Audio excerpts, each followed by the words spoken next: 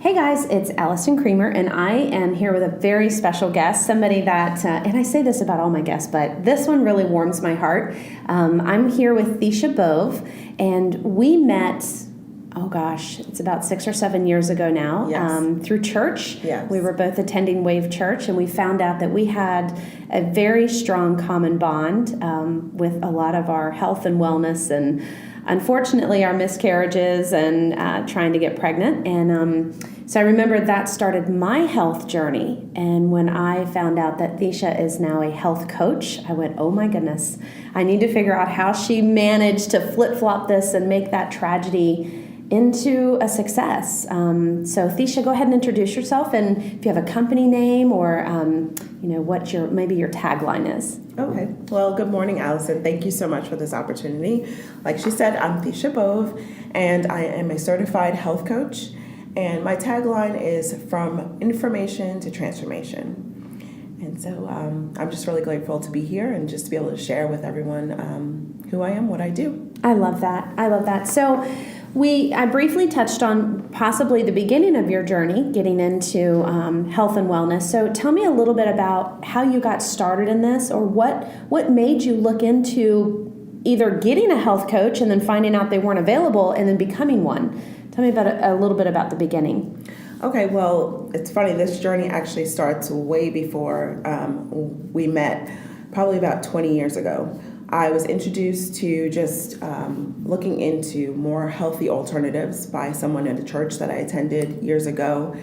And she just was giving me a lot of information and just invited me into her home and told me a lot about, alternative things that I never thought about. I was a junk food junkie.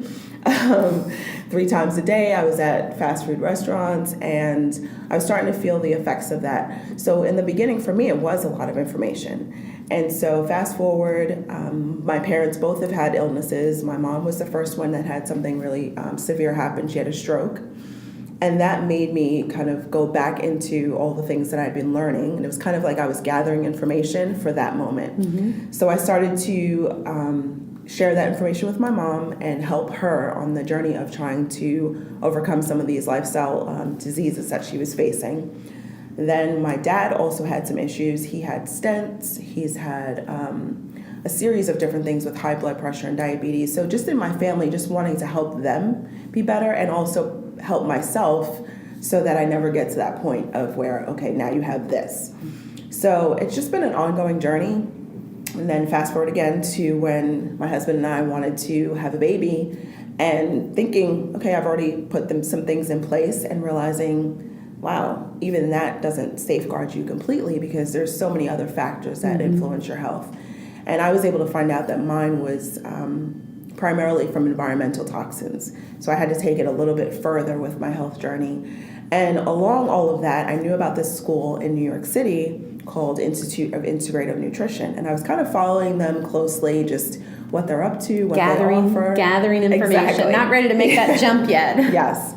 And again, it was several years. I'm kind of, remiss to say that it's probably about 15 years that I've known about the school. But I believe timing is everything. And so last year in January, I decided to take the leap. And it was kind of a funny thing because my dad ended up in the hospital in February of last year. And he was being told that he needed a pacemaker. And I will qualify this. He did decide not to go that route, that you definitely have to make that decision with your doctor.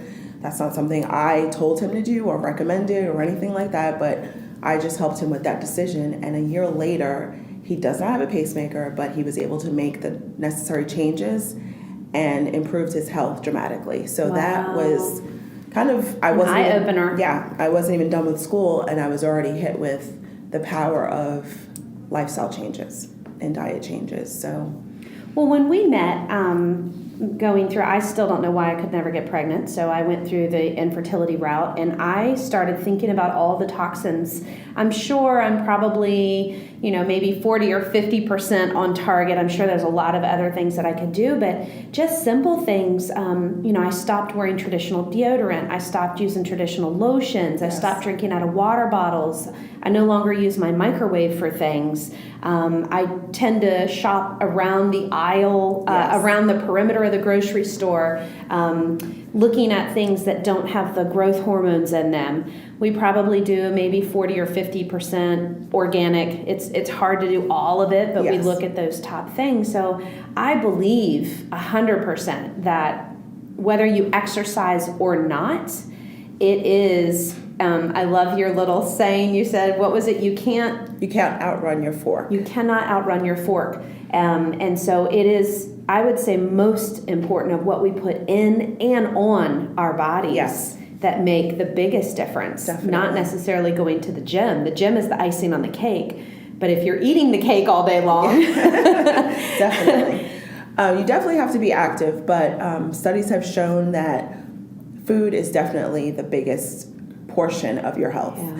And a lot of people will say, well, for years we've been doing XYZ. But if you look at the combination of things, what's in our food, what's in our personal care products, what's in our environment. Well, our food isn't the same food as 20 years ago. Yes. Even in our generation, what we grew up on as kids is not the same processed food as it is today. Yeah. My husband, I hate to say it, he gives my little girl Thursdays and Fridays are Slurpee days, and I cringe. Yes. Because I tell him, I said, Jimmy, it's nothing but a chemical. There is nothing good in that. But, what I find too is, because I'm not perfect in it, and I've come up with another little saying, it's the exception, not the rule. Yeah. So you may occasionally find me having something that would be on my no-no list, but at the same time, it's the exception.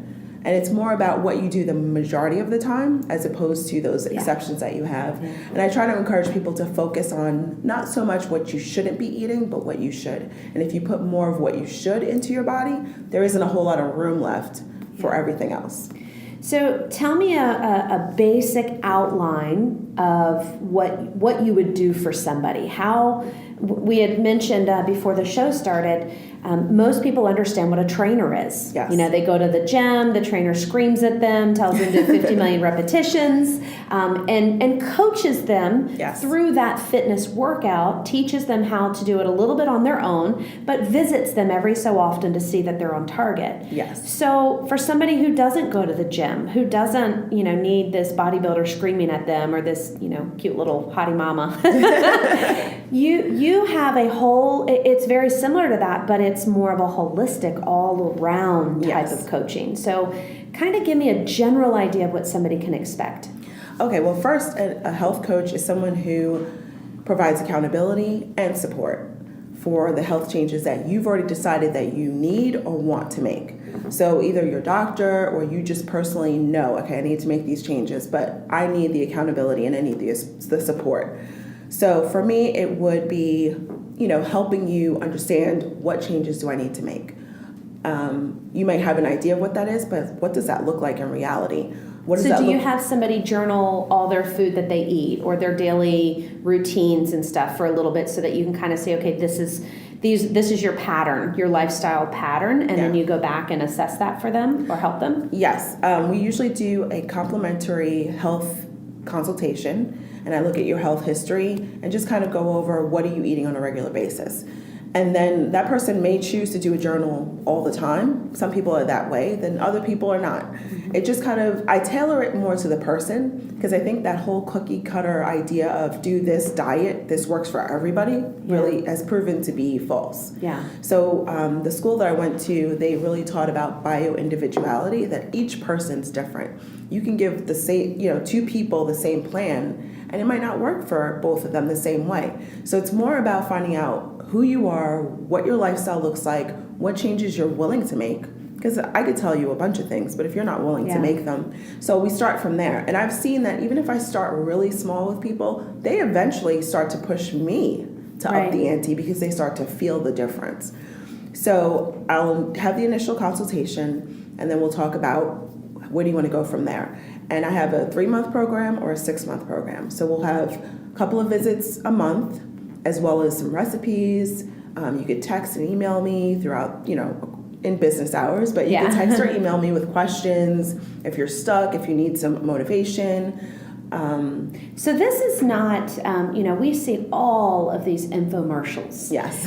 These quick fixes, these will prepare your food, all of these things. And I get it. That works for some people, and I get that. But I've just never been one to think, oh, if I drink this shake, I'm going to lose a ton of weight and have all this energy. Or if I take these pills. Yeah. So I've just been that kind of person that go back to say, you know what, no, it's about putting your fork down or proportioning or, again, like you said, choosing the right meals, instead of, drinking my breakfast, lunch, and dinner. Yes. And it's also, too, about not living your life by default. It's being intentional. Because even if I give you information and you make some changes and you decide, you know what, I really just want to eat this, at least you made an informed decision. A lot of people are eating and putting things on their body and they just have no idea what's in it. That is it. That I wholeheartedly believe that because, I love my oils. Yes. And I love making my own creations because the more I thought about it, I started reading what was in just beauty products. Yes. I do have to say I do use some beauty products that I probably shouldn't, but we're weaning those out little by little. And it's the exception. It's not the rule for the majority of what you use. Most people don't read what they're putting in their bodies or even look at the chemical compound and just, kind of Dr. Google it to see what that compound is. Yeah, we abdicate our responsibility to take care of our own bodies. We give it to this organization or this professional, and I don't want to be that next person who takes your authority.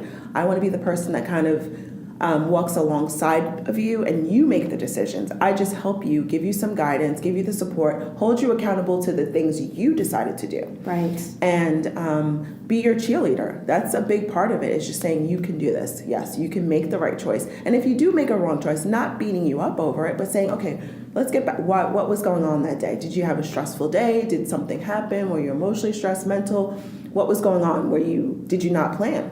Mm-hmm. Did you just... I had to get out of the house really quick and I didn't bring anything with me, so I had to just kind of go to default. And so that's what I'm there for, just to be alongside someone and help them achieve what they've already decided they want to do.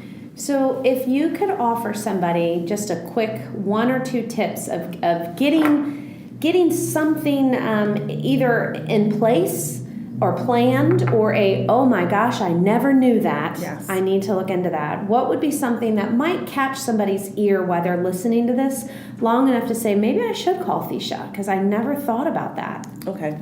Well, like I said earlier, refocusing is a big thing.